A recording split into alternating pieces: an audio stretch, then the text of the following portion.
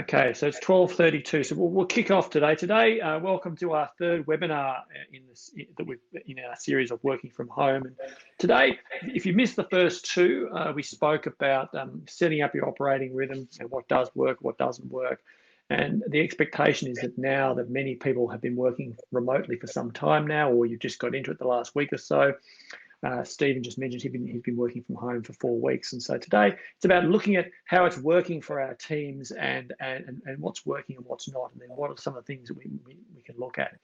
I'm joined today by Melissa Wilkinson. Melissa is part of our team at Coxon Alliance. She, like myself, is a business improvement consultant, leadership management coach, and we've all been at Coxon. We've been working remotely for some time now.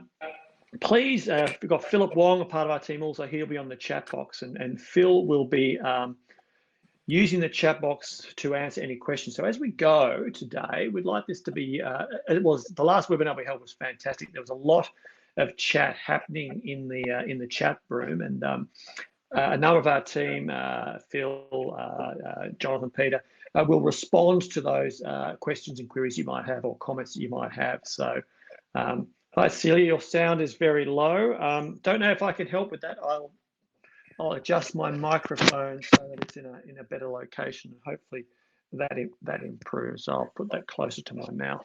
Hopefully that works better for you. We'll have a survey question shortly just to get a sense of how people are going. We'll provide some information today, and then hopefully through the course of the chat, we'll get an understanding of where you're at, what further support you might need in remote working. So today we're going to talk about evaluating the elements of your operating rhythm. We'll talk about what good looks like and how to make it work best. About the communications with your team, I think it's really important. I think we've been talking to a lot of people in the last few weeks about working from home and this sense of being always on. And I'll turn my volume up, see if that helps. I'm not sure if that helps or not, Celia, but I'll do that.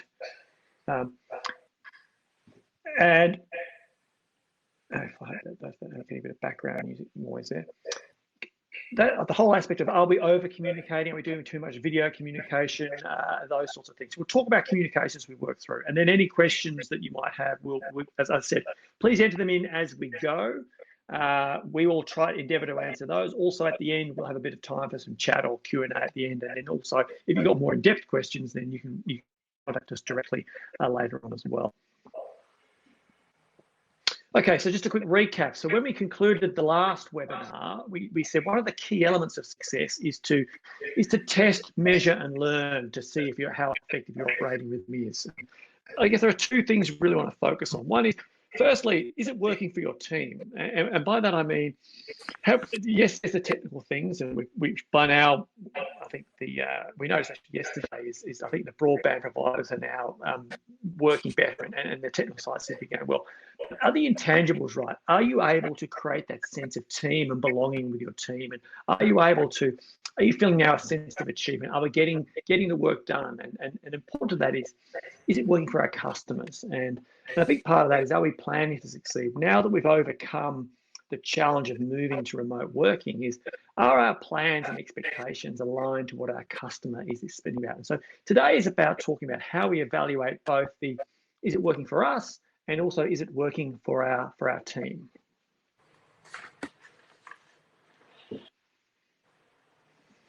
So quick recap, you should have an operating rhythm structure now, and really it's about planning, setting expectations, following up, and taking action.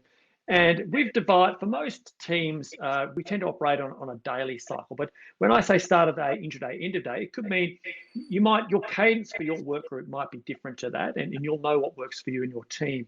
It's start of period, intra period, and end of period. And so if you're not operating on a daily cycle, maybe consider maybe we should be, maybe we shouldn't be.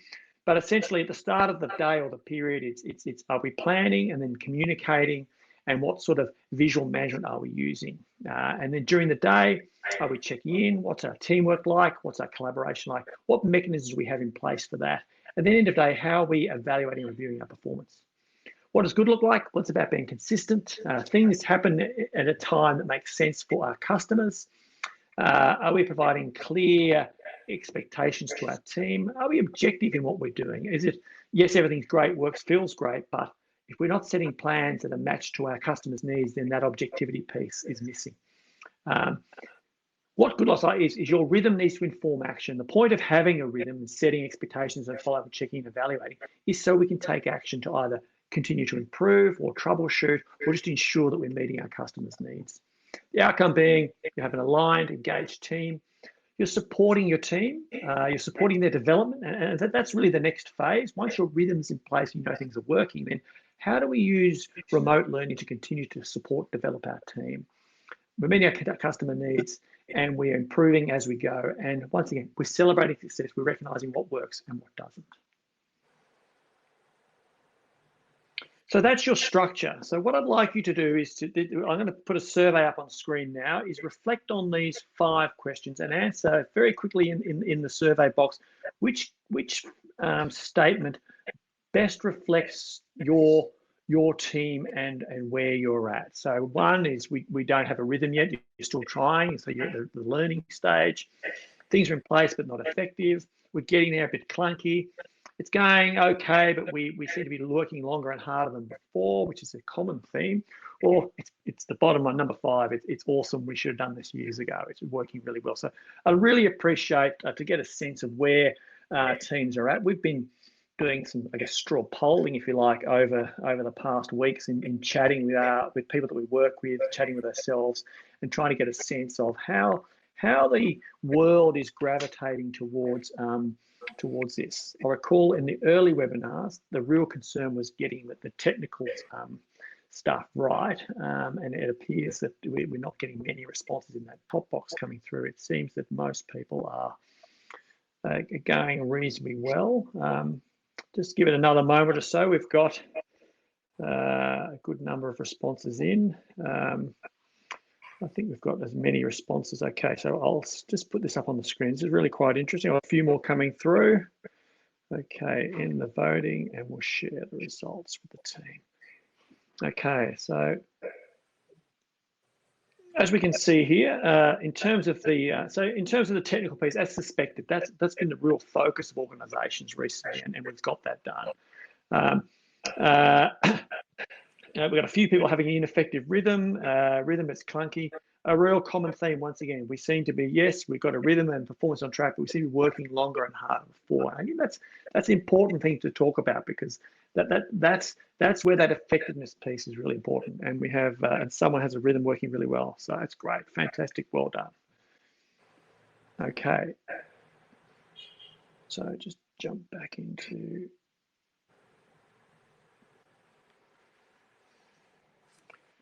So we're going to talk about evaluating 2 things. Effectiveness, so what are the outcomes in terms of our team's performance, engagement, and teamwork? So looking at our outcomes, how we'll engage in our teamwork and how you measure and manage those. And then we'll talk about execution. Execution is how we're executing your rhythm really determines how effective you will be. And so we'll talk about how to measure and assess that from a clarity, consistency, and objectivity point of view. Okay, so the first component we look at is evaluating effectiveness. And one of the first things you need to gauge is actually your team's performance. You need to objectively look at the measurable and quantifiable results and outcomes that are being produced. This is so you can actually understand if the team is still performing to the set standards. Are they achieving their targets each day? Are they working efficiently? Or, as we saw in the survey, is more effort required to deliver than it was before? And if so, do you understand what's actually driving that and why that's occurring? Are we also still delivering to our customer expectations? There's often a perception out there that remote working leads to a drop in performance. And in one of our current projects that we're doing right now in an area in financial services, the teams have actually continued to deliver on their customer commitments, and their productivity and their efficiency has increased, even though they've made the transition to remote working. What this actually demonstrates is that if your rhythm is effective, the team's performance should be near or even exceed what it was before. The second component we look at when you're actually evaluating the effectiveness of your operating rhythm is engagement.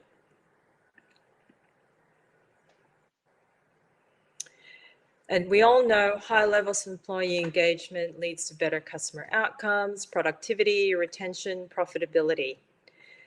With engagement, it's even more critical in a remote working environment, particularly if this is the first time you and your people have been separated and are out of the office, or this is going to be occurring for a long time.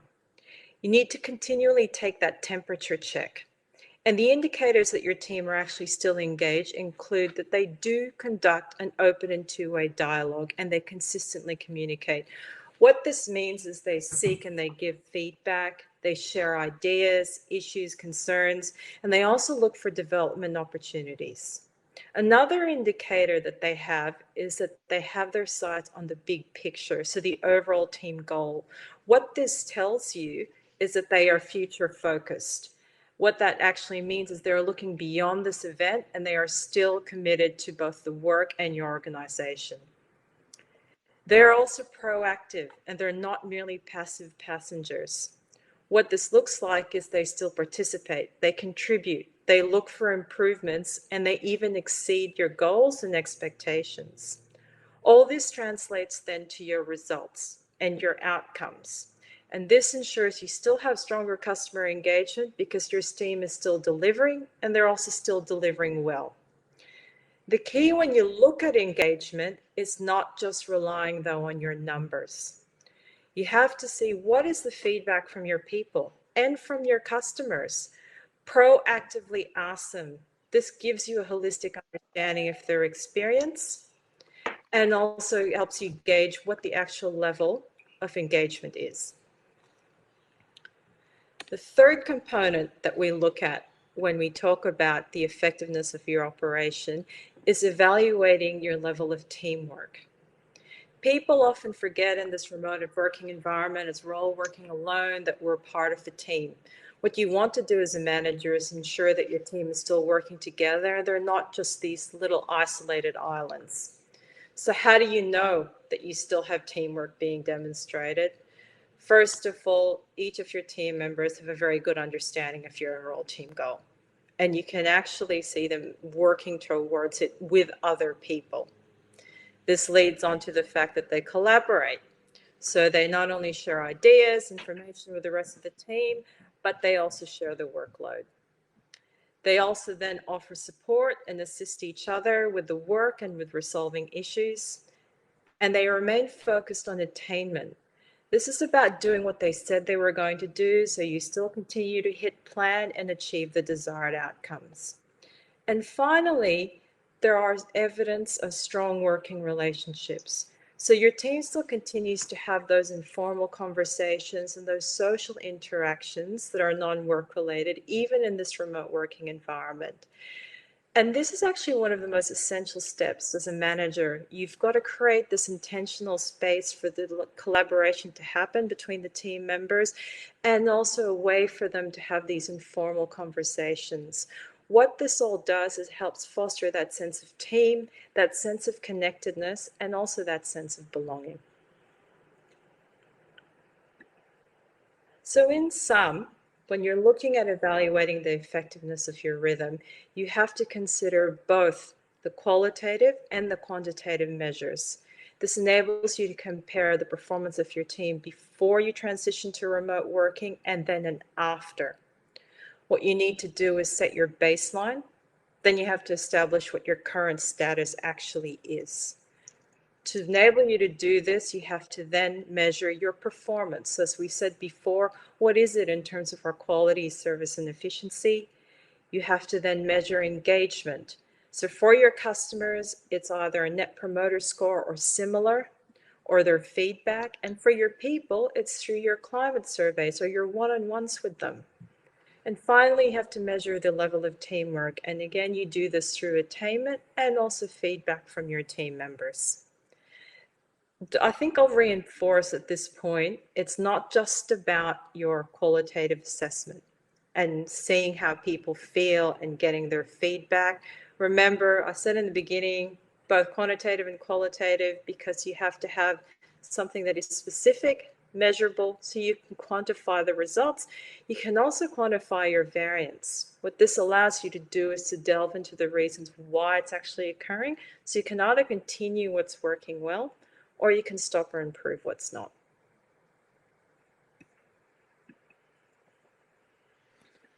So the reason we started on effectiveness, it gives some clues as to how well you're executing, and ask some of those questions around why are we performing. And it's interesting, the survey suggested that yes, we're in place, we've got a rhythm in place, we're performing, but it's taking a lot more effort to hit those same performance levels we did previously. So having some context around our performance, whether it's below, the same, or it's taking us much more effort, gives you a starting point when you start to say, okay, how well are we executing our rhythm? We're having a rhythm in place, it's there, but why are things harder than what they used to be? Why is it taking so much more effort? So start to look at the elements of that. Okay, so consistency. Are we consistently executing our rhythm? Do we have the objectivity there? And are we providing suitable clarity to our team to ensure that we get things done? So planning is about what do we expect to get done in the next time horizon, usually a day, or it could be different for a team. What are our priorities? What standards are we working to? And who's doing what? Are they aligned to what our customer expectations are, and the service levels we put in place? So that's the objectivity piece. So it's really about understanding who's doing what and how much and by when. And often the extra effort required to do the same, it could be around about, okay, are our expectations being set? Are we planning in the right way? So I'd look at that and investigate, okay, what are we planning to do? And are we over-servicing or over-delivering or overworking things? Next piece is, I think this is really important, particularly we all seem to be working harder, is this communication of expectations. It's around about, okay, this is the tape, this is the plan. We're consistent. We do it at the same time of day. We have a set agenda, and we use a visual medium to do that. Get commitment from the team as what is and isn't possible, and identify the block. Now, one of the blockers could be, okay, it's taking us a lot more effort to get things done. Why is that? It may offer an opportunity for you and your team to talk about, not as part of the huddle, but separate, to say, why are we putting so much more effort in to get the same thing done? So you're starting to use this as a way to inform what is challenging us to be able to deliver the performance as efficiently as we did previously.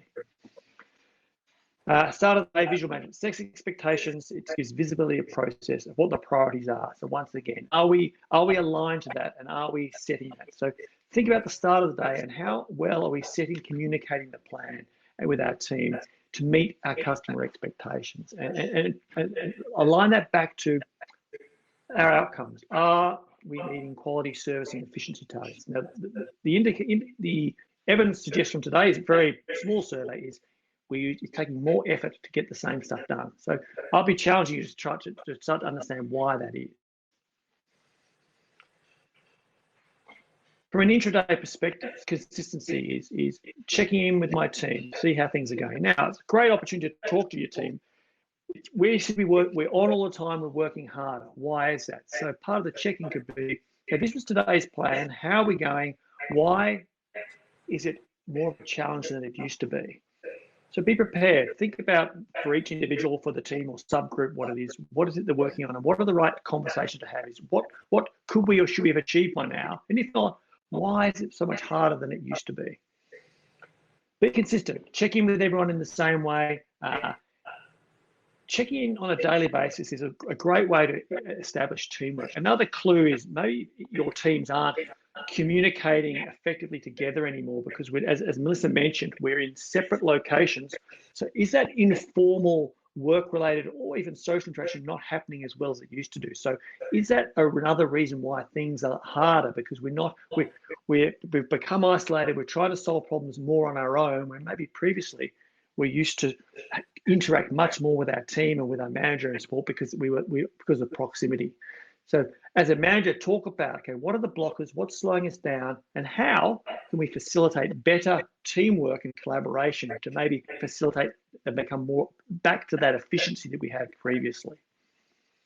Similarly, some form of visual management. If you've got a guide of how we're tracking through the period, whether it's a day, a week, or whatever, that gives you some really specific things to talk about with your team. Okay, yes, we're getting stuff done, but it's taking us a lot more effort, or we're not meeting these service expectations, or quality's dropped. It enables your conversations intra-period to be very specific. Clarity is really important when it comes to the check-in pieces. Know what you're going to talk about and when you're going to talk about it with your team to ensure that you're meeting your customer expectations. So evaluate that. How are we doing that now? And given the context of our current performance, what could we or should we change? I think one of the things we forget about often is the review, and reflecting on how we did today, or for the last period, a day, or week, or 3 days, whatever your time horizon is did we meet our expectations? And did it take the right amount of effort to do that? And why? And if it did, let's celebrate that and let's provide recognition. But if not, engage the team in trying to understand why. The objective piece is here is we set a plan and a targets for a reason. So understand, and they align back to the customer. If it's taking us more effort or we're not achieving those, then the end of day reflection drives continuous improvement and continuous development. So what works well and how do you do more of that? And why are things harder than they used to be, and what can we do to fix that? This is a really important part about if we let performance, either positive or negative, go unrecognized in terms of what works and what doesn't for extended periods of time, we don't get the opportunity to improve things. It's back to that test, measure, learn cycle, not just on your operating rhythm, but also on our day-to-day stuff. So how well are we doing that? Assess, particularly this transition phase. I think it's really important. We've just gone to remote working. So are we effectively evaluating how the day or week or month has gone? And are we spending the time to understand why things are harder or easier than they used to be? And how do we learn or rectify those issues? And I think it's a really important part of this evaluation piece is understanding how we're going, measuring ourselves against those benchmarks, and then acting on those and taking action. And action can be simply recognizing, yes, we're going really well, so let's keep doing that, and reinforcing, as opposed to taking action is not always about fixing issues and fixing problems. Okay. A question we often get asked, whether or not we're in an office or a remote working environment, is how often should I check in with my team? The answer, it's based on the requirements of the work and also your team's needs. You need to decide and agree with your team what the rules for engagements are around these check-ins to provide the kind of timely support. And when we talk about timely support, it is about establishing corrective actions to minimize the drop in performance, as Greg spoke about before, and especially in this remote working environment, maintaining a presence and a constructive connection with your people. So you can actually give them that recognition, the feedback, the coaching, drive collaboration, also drive continuous improvement. The reality is there is absolutely no reason why you wouldn't check in with your team. All teams need to know that there is a means that they can actually consult with you as a manager, discuss their progress, their achievements, their questions, or their concerns. And this also includes your high-performing teams. There's often a perception that checking in is about checking up. So a check-in is not a performance management discussion with your team or with individuals. It is about understanding the status and providing that support to your people so you can work together to achieve the right outcomes. For high-performing teams, this is about tailoring your check-ins so they're focused on assuring that they have all the resources that they need, whether that's equipment or information, to do their work, giving them recognition for the achievements that they've been able to have, looking at what's next, what continuous improvements are there in terms of both the work and the work process, and what else are they doing and what else do they want to do in terms of their own development and their growth. When you do this right, your check-in actually develops that sense of connection and builds trust with your team. And it is a way for you to minimize any risk in terms of a drop in morale, and in turnover, which is so often one of the issues that we have when we're working remotely.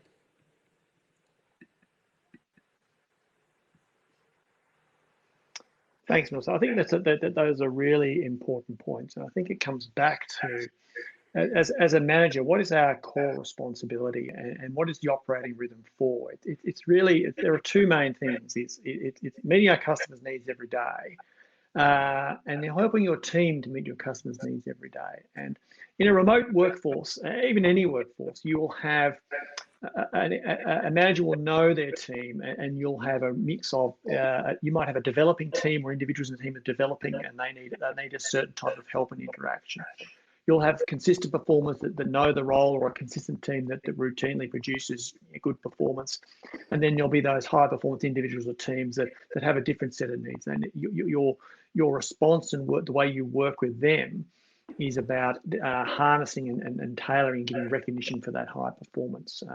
For your developing team and team members, it's giving recognition for them, for their development and what they need to move forward. So the key part of your operating rhythm is yes, we have a structure in place. I should be setting expectations or talking to my team about what we're doing for the next period, and then how do I tailor that to the individual or to the type of team that I'm managing. And it's not one size fits all. The principles are the same, but the approach to it is important. So quickly, in recapping, when evaluating your operating rhythm, it's about looking at the effectiveness and the execution and holding yourselves to account. Is it working for our customers? So those are your performance measures and outcomes.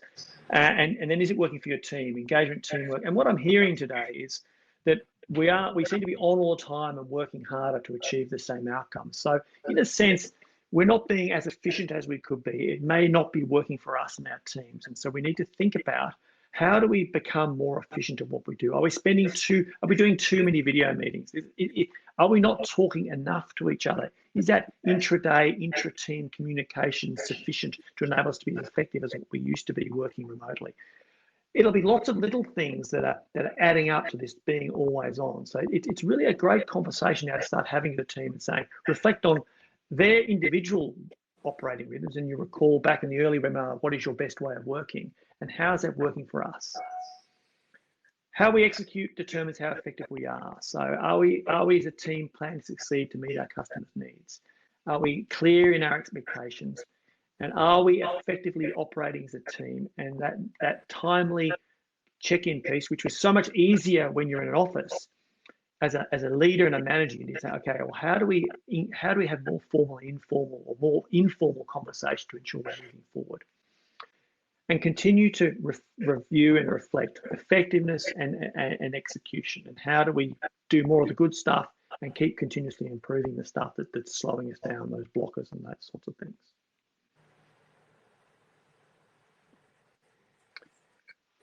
So I hope that's been of use today about evaluating the operating rhythm. We will circulate the slides from today's presentations. If you have any questions, I'm happy to, we'll sit on the line now for another few minutes and we can take questions. Alternatively, there's an email address at the bottom here, remoteworking@coxonalliance.com. Send your questions and queries through, or contact, if you know anyone from the Coxon team, get on the phone and have a chat to us. Yes, we're now fully up and operating, working remotely, so we're able to take calls and help and work with your team in doing so. But if you have any questions or would like some clarification, please send some questions through. That's great, Celia. Thank you. You're having a good experience of checking in. I appreciate it. And I think you're right. I think in today, we're so used to, in an office sense, just to being people are there, even just how you're going and a conversation. It works. We need to be conscious about having those informal, regular check-ins with people, because working from home is very different, and it's a big part of why we seem to be on all the time. So how do we help people make sure we're more efficient so we're not on all the time? So how do you advise, a question from Noel, how do you advise doing remote check-ins? What works and what doesn't? Yes. So there's a number of technology tools you can use. It depends a lot on the type of team and type of work you're doing. A simple phone call might be good enough. If you've got a clear, I think preparation is key. Knowing what you're going to talk about, so make it an efficient conversation. Check in with how they're going and how the work's going. If it's a more technical base, then use technology. MS Teams, Microsoft Teams, or other applications are good. So you might need to do some sort of video or screen sharing is always useful if you're looking at data and those sorts of things. Chat with about what you're working with your team. Also, I guess another key point is if you've got 2 or 3 people who typically work together as small groups, is do the check-ins with that particular work group. So rather than doing 3 individuals, if they're all working on something together, then you've got a team of 10, 3 people are working on something together, then do a combined check-in with those 3 people. So, and test and work what learns. Sometimes technology slows us down. Sometimes a simple phone call and a reading of your dashboard might be enough for a check-in. Any other queries or questions about your operating rhythm or challenges that people are having? Phil, if you've got any comments, feel free, or Melissa, if you've got anything to add.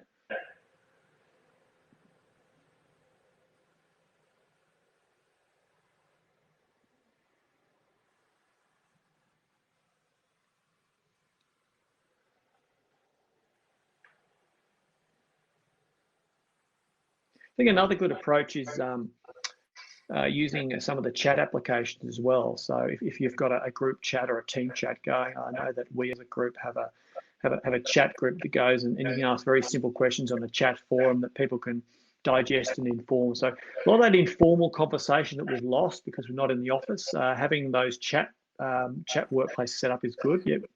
Yeah, I can It's see. good, simple. Can see from the comments from, say, people like Stephanie that they do have this informal water cooler chat still going. And I think the point here too that people are saying is people are also checking in and sharing what they do over the weekend. And now more than ever, our check-ins, they are about the work and our status, but at this point, they're also about checking in on people's general well-being. So are you okay? Are there any other issues we need to consider as we're in this remote working environment, as well as the work? Yeah, that's a very good. Another great point. Yeah, I've always been one for talking to people directly too. Celia, is a conversation is less ambiguous than the written word, and also much quicker. It's something I can convert. I can have a conversation with someone in 30 seconds. It'll take me 5 minutes to write an email to say exactly the same thing. So another reason it is a more efficient way to get a lot of those conversations happening.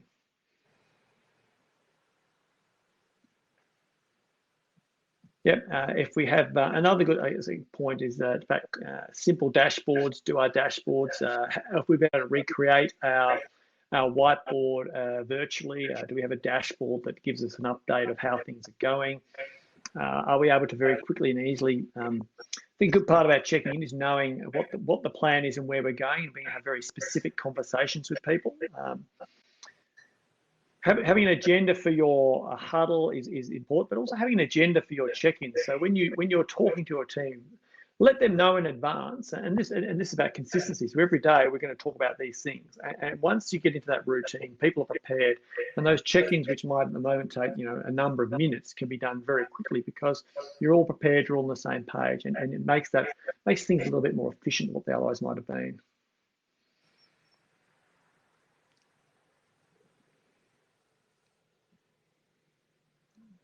Yep, and Megan, a good point there. Pick up the phone, have a chat as well, which is excellent. Excellent. I'm just scrolling through the questions. I'm not sure if I've missed too many.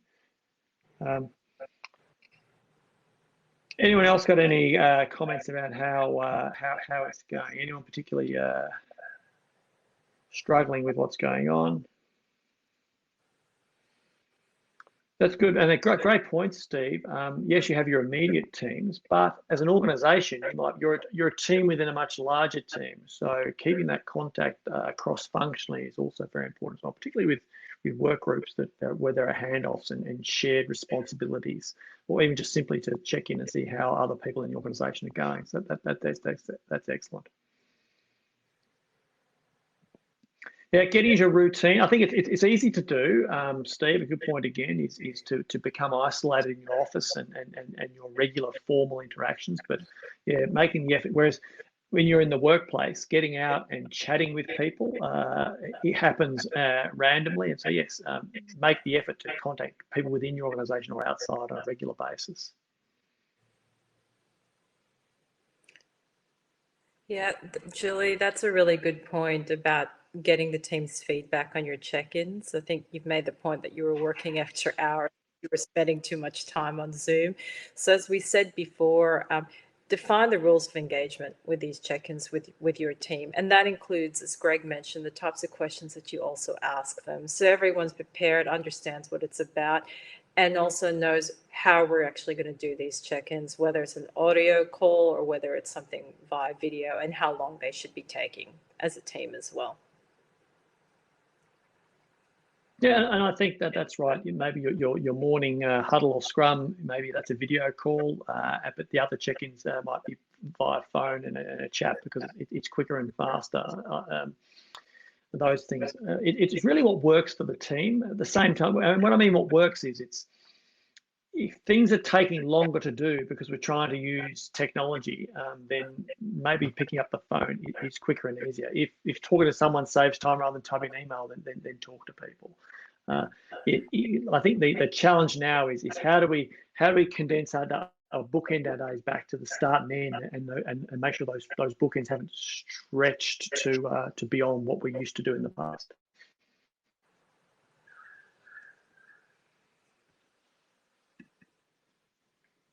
Okay, so as I said, I think the next we will have another webinar coming up next week, and we'll use today's conversation to as inspiration for that. There's a number of themes that have been coming up recently. One is how do we stop being on all the time?